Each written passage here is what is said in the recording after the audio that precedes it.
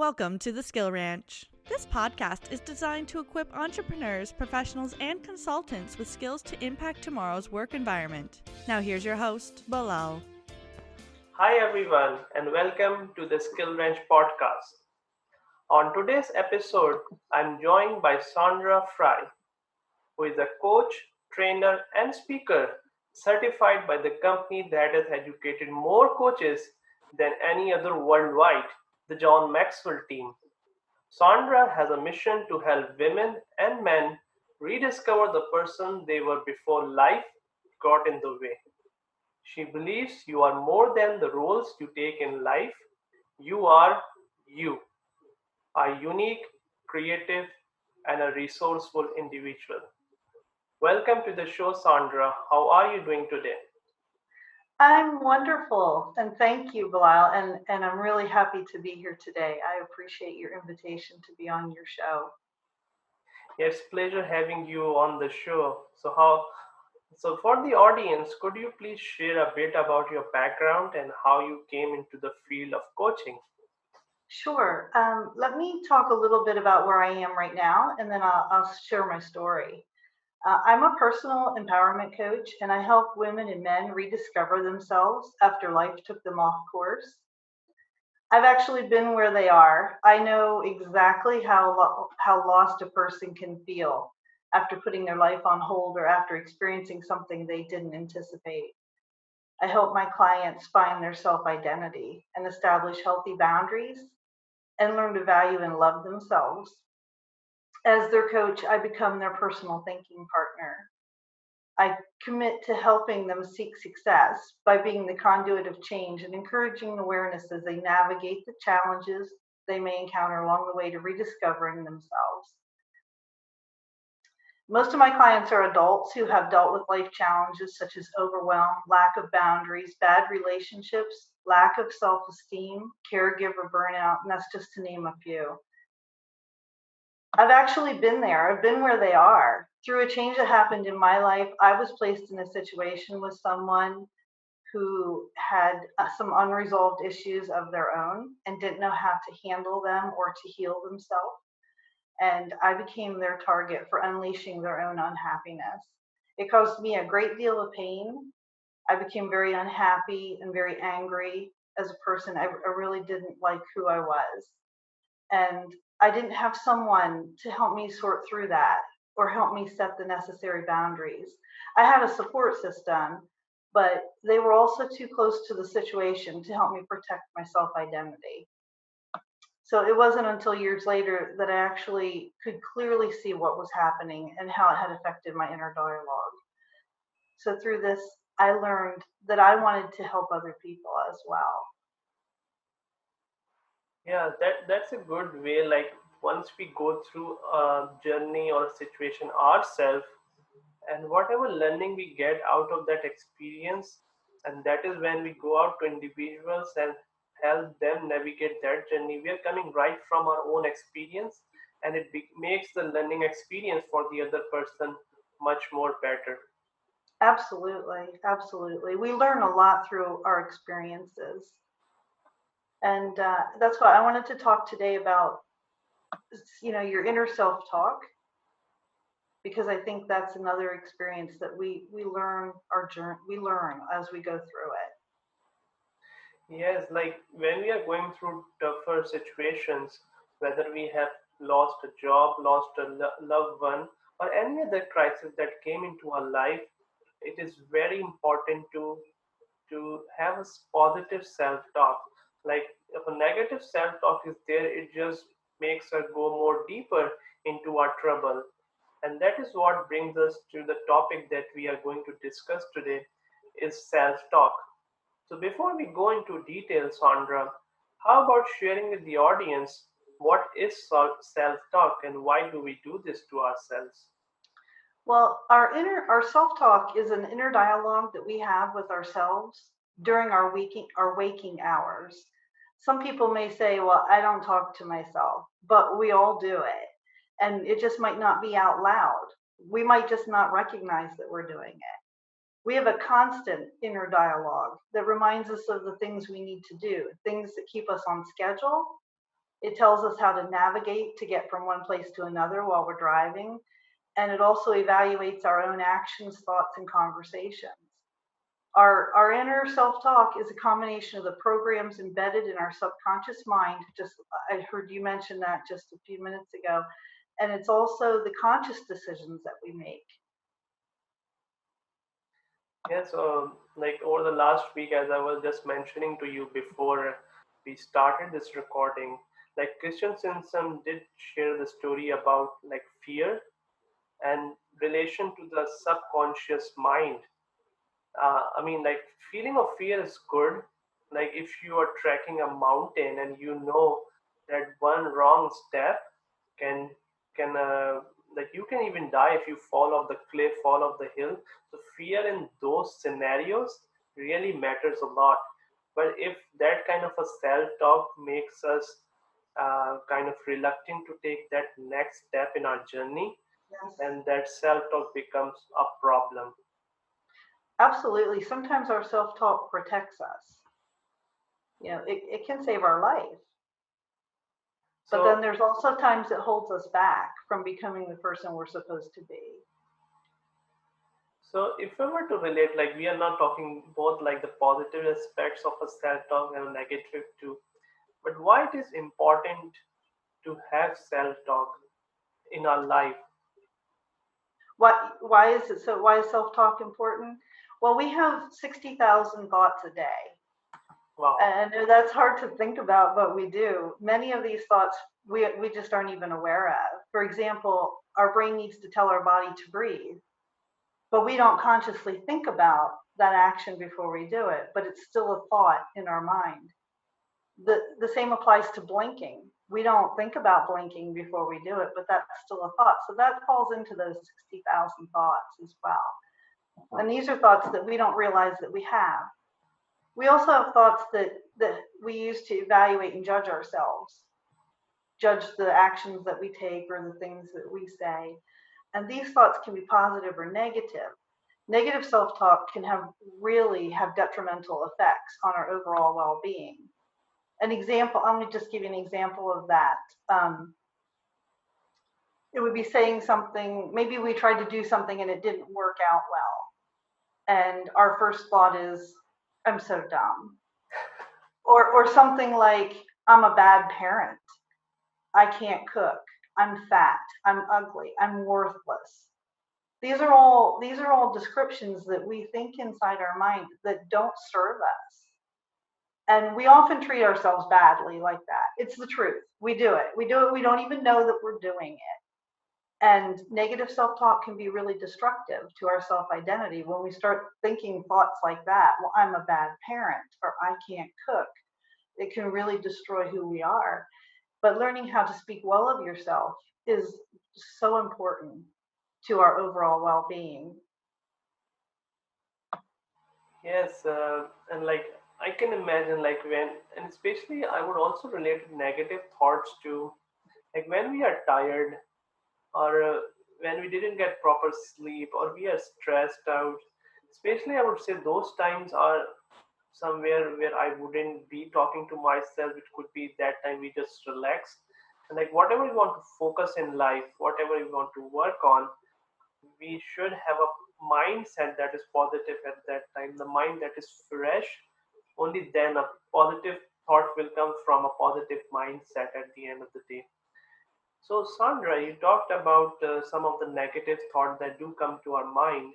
In your personal experience or the people that you work with, if you can relate an example or a story where you took a person who was thinking negatively, had a negative perspective about themselves or life, and how you transition that into a positive outcome for that individual. Well, we transition it by reprogramming the mind to make your positive self-talk more important and easier to get to. One of the things that I actually had this discussion with someone just yesterday. When you think about having a good day or a bad day, we make it very easy to have a bad day. we have rules around what makes that decision for us. It could be something as simple, well, somebody cut me off in traffic, so it ruined my whole day. That's a real easy rule to have your whole day be destroyed by something that maybe it was just a few seconds in time, just a few seconds out of your day, but it destroyed your whole day. Where your rule around having a good day would be everything that I encounter through the whole day has to be perfect. Everything has to be perfect. Everybody I say good morning to has to say good morning back to me. Everyone has to smile at me. Nobody else can be having a bad day. Nobody else I encounter can be having a bad day, because I require that to have a good day. So we're establishing a really, really difficult rule around having a good day, instead of just saying the sun came up this morning, therefore it's going to be a good day. Maybe that's the easy rule. So to turn it around, you have to make having a good day easier than having a bad day. So we flip the switch on what you're saying to yourself, that negative talk. Like, I'm going to get up in the morning and the sun's going to be shining. I'm going to have a good day. I'm healthy. I'm happy, and it's going to be a good day. Instead of the coffee maker didn't work right, my car didn't start the first time, or somebody cut me off in traffic. Oh, my day, I can't have a good day now because these rules weren't met. Something like that. So we flip the switch on the conversation that we're having in our head, and it's done by reprogramming the mind. Yeah, so you're talking about reprogramming the mind. So that means to improve our self-talk, we need to make our mind positive, and that is how the change will come into our life. But if we take the example of current situation, over the past 5 months, many individuals have lost a job where they didn't have anything to do, and to an extent, the company didn't have that much thing to do as well. It was that this pandemic came, that nobody saw it, nobody foresee it, and that is why I'm sure you would have also come across a funny quote that is coming now, uh, which people do ask in interview, what are your 5-year plans? And everybody that asked this question in 2015 probably didn't have the answer to it as well. So this is a unique situation, and those individuals that have lost their job, they need a new job, and it's difficult to find as well. And in such a situation, negative thoughts do come into our mind, and we do talk negatively to ourselves. How can we program our mind, and what steps can we take to make our talk positive even in such difficult situations? Well, there are things you can do right now to help you make your self-talk healthy. And I don't know about you, but how often do you catch yourself saying things to yourself that you wouldn't say to a friend? Like, if somebody lost their job, a friend of yours lost their job, would you say, "No, tough luck"? you know, Sorry about your luck. You would never say those things to your friend. So you have to be as kind to yourself as you would be to someone else. Seriously, you spend more time with yourself than you do anyone else. And you're spending more time in the conversation that you're having with yourself than you do in conversation with anybody else too. So that conversation should be healthy. You would never go to a friend and say negative things to them, so you shouldn't be saying them to yourself as well. So there are a few things you can do to start turning around your negative self-talk. And you can start by first recognizing that you do it. And that's the first step, because a lot of people do it and don't realize that they're doing it. And sometimes they'll verbalize it as well. They'll say those things and they don't even realize that they're saying those things. But the first thing you can do is recognize it. So as an example, I'll use I'm fat, because that's an example of body image. Women they often struggle with body image. So when you catch yourself saying, I'm fat to yourself, either in your mind or out loud, instead of continuing with that inner talk or that inner conversation, stop and correct yourself immediately. Change I'm fat to I'm healthy, or I'm on a healthy mission. Now you use the example of people losing their jobs, and in the area where I live, we're in the oil field area where a lot of people have lost their jobs, or they've been furloughed or put on just a layoff.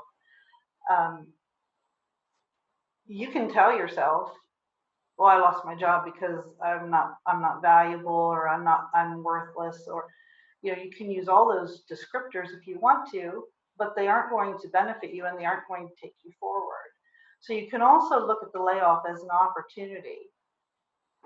Those who got laid off or drawing unemployment, they can take that time and try to find another job, or they could try to learn a new skill during that time period, which essentially increases your self-confidence and helps your inner self-talk as well.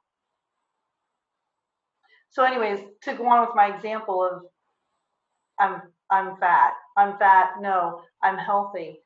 The key is to catch the negative thoughts as soon as you say them. Don't just brush them off like, oh, I'm fat, and then just go on with the conversation. Correct yourself. And that includes if you say them out loud or you say them inside your head. So I'm fat. No, correction. I'm healthy. Or I lost my job. Nobody wants me. Nobody wants me. I can't, I feel worthless. No, this is an opportunity for me to try something new, to learn something new. Once you correct the words, think about why you said them in the first place, because that's part of it. Not just correcting it, but also understanding why you said it. If you say you're worthless and you really feel worthless, you need to change that conversation that you're having in your head, because no one's worthless. Where did it come from, though? Where did those words come from? Is it something that you've been consistently telling yourself? Or is it something that somebody else said to you at one point, and it's something from your recent past or your childhood? These are all questions you should be asking yourself if you're having negative self-talk. Because the answers could help you realize that these words really hold no meaning for you. Another idea is to journal your thoughts about your self-talk. Sometimes the best way to find clarity is to write things down, to write it out. Once you write it out and you see what you've said to yourself, you may say, wow, why am I talking to myself like that? You can also get a coach to help you gain clarity with your thoughts. As a John Maxwell Team certified coach and a certified NLP master practitioner, I'm trained in belief and behavior modification. So I work closely with my clients to help them shift their negative self-talk into positive self-talk. Coaches, I know you're a coach too, Belial, and coaches can help you set goals, measure your progress, and they help hold you accountable to getting the work done, the work that's involved in making those changes. I know for me, once I got clear, once I was able to step back and get clear on what was happening, and I was able to travel that journey to heal myself. But it was really important for me to reach out and then help others after I could see what had happened in my own life. And some people don't want help. I mean, you do get to that point where some people are like, I'm just happy and fulfilled the way I am, and they don't want help. And sometimes you just have to, hear that too. Not everyone wants a solution, but those who do, then there's people like you and I that are here for those people that need help and that want it. So that was a very detailed answer, and I like a lot of things, and I just wanted to comment a few of them. Especially like starting from the very end, you mentioned that there are certain individuals that don't want help. Among them, there's a group of people that are very satisfied have high degree of gratitude, and you might find them down to earth individuals. And I mean, if you are happy in your life, you are satisfied, you have a mental peace there, what's better? I mean, you can continue doing your life. But if you're passionate about doing something, and then you feel stuck, that is a time when you need a coach to help you get better. And I can share my experience.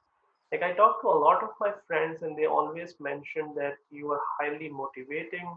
I can help individuals overcome fear, overcome their negative thoughts, negative belief, and I can empower them to do what they want to do in their life. But when it came to my own self, it was difficult to do. Like, even taking the jump or doing like this, a very small task feels like whether I'm good enough to do it. Like, that perfectionist mindset comes into play, or I need to get better, and only then I can get the things done. And that is where coach is important. Like, mentor gives you the answers, but the coach allows you to become aware. And that relates to the first point you made, like becoming aware. Do I know whether I have a problem or negative self talk? Do I know that I have a negative mindset? And Mhm. do I know that I have infinite potential to do even greater than what I'm doing currently? And that is where, like a coach allows you to dig deeper into yourself. You know more than you are today, and that helps you overcome whatever negative thoughts are there in the mind. Yeah. And it also relates to a book that another colleague of us from the John Maxwell team mentioned, that he reads the chapter one of Think and Grow Rich every day. He was part of a program that he was attending, and he said that for 30 days in a row, it was my habit to read that chapter once once a day, like that chapter throughout the 1 month time, and that helped me to create that mindset that will help me to be successful.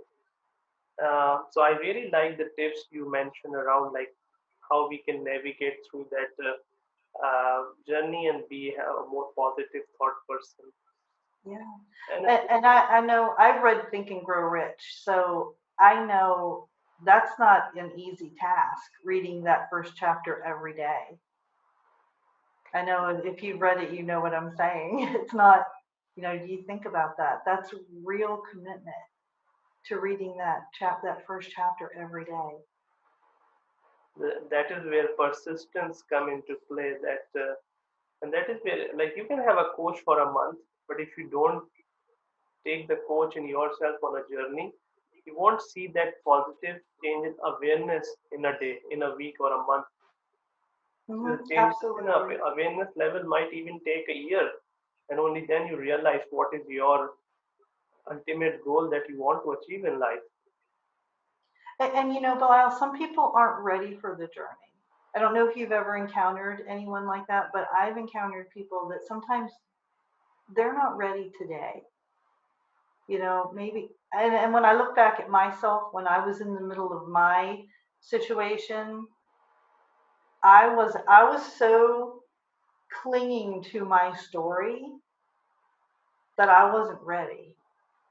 It wasn't until later that that I could recognize, I could look and I could see it very, very clearly. Sometimes, it's a can't see the forest for the trees kind of thing. And when you're right in the middle of it, sometimes you can't step back and look at what's going on. And I couldn't see where I needed to work on me. I was so clinging to my story, but once I stepped back, then I could see it very clearly, and I really knew I needed to do the work. And And it's just exactly what you said. A coach can help you, a coach can guide you and influence you, but essentially, are you ready to do the work? Because that's required. yes, Andre, if you look into your very close circle of friends, you would just see that, because we all come from outside perspectives, opinion, And that is where like diversity also helps a lot. If you have individuals from across the globe in your close circle, what it allows us to see, like if I see you, Sandra, I can see why Sandra is doing this. She can do this task even better. Somebody else from totally other part of the world can see, okay, Sandra can do this thing in this way even better. And that is where and when it comes to ourselves, we don't see it through, and that is why we need somebody to really go deep into ourselves, like who can ask those questions. Maybe there is a fear that I don't want to share even with my close friends, family. Mm-hmm. And that is where and if that is where the coach goes more into deep, that if they find that there is something kind of bothering or something that needs more information, they will dig deep into yourself, and that will help you overcome whatever is there that's stopping you to going to the next level. So, I mean, self talk can be just like, I can't do this or I can do this, but there's something more deeper than that. There might be a past event that happened in your life that you are still going through it. You can't Yes. overcome that. And maybe sometimes it goes beyond even the level of a coach to more of a therapist. But still, like, until that kind of a situation, event, experience is being totally overcome, you can't go further to to what you're destined to be in the life. Yeah, absolutely. Yeah. And like I said, some people just aren't ready. Some people don't want to change, but then there's some that just they aren't there yet. They're just not ready. But when they are, it's people like you and me who can help them along the way, because it's just like you said, they may want to do it outside of their circle of friends. Maybe they know their friends aren't the ones to help them or hold their hand or walk with them through that journey, and they need somebody like you or I to be their personal thinking partner, to just be there with them, to know that a coach is always going to be honest with you. They're going to hold you accountable. They're not going to give you a pass and say, "Oh, it's okay if you didn't. It's okay you didn't do it this time." The coach isn't going to do that. They're going to hold you to what you said you were going to do. No, it was really nice learning from you. And to all the audience, if you want a coach, thinking partner, surely reach out to Sandra or myself, and we can help you overcome your negative thoughts, negative self talk, and make you an individual that you are truly destined to be. And Sandra, before closing, I would like to ask you a fun question. What is a fun fact about yourself that only people very close and near and dear to you know about you? A fun fact. Okay. Or any like superpower that makes Sandra different than others? Anything you would like to share with the audience? Oh, now you're making it harder. You said a fun fact and then you said something that made me a superpower. Um, let's see. A fun fact. Well, there's probably a couple fun facts. I have 4 cats and a dog. I'm a pet mommy. Nice. I have 4 cats and dogs. They are all rescues. Even better. Actually, my dog rescued me, and I tell that story sometimes. I was out jogging one day, and this little puppy came up to me. He was just little and crying. He was crying and whimpering and kind of scratching at my feet, and I didn't know what was wrong with him. So I sit down, and here he had stickers in between the paws and between the pads and his paws, and they hurt. So I sat down. I sat down on the curb, and I pulled those off his feet, and I played with him a little bit. And I was like, "There you go, puppy. Go home now. You're all better." And he followed me all the way home. Followed me home. Followed me right into my house. My one cat was like, "What is this thing that you brought home?" I gave him a bath, fed him, tried to find his home. Nobody would claim him. He was 13 pounds at the time. He's 3 years old this month. He weighs 70 pounds. He's huge. Well, he'll stand up sometimes, put his paws on shoulders, and he's as tall as I am.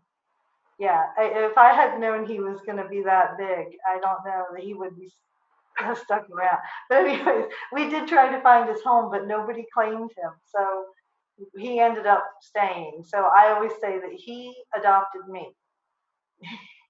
Nice. He rescued me.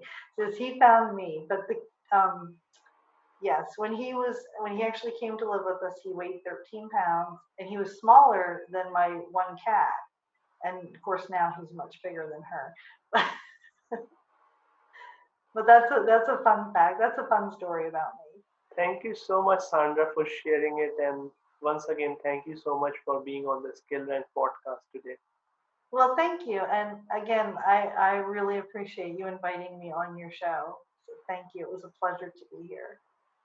Thank you so much. Bye-bye. Bye-bye. So thank you everyone, and I'm looking forward to having you all on the next episode of SkillRanch Podcast.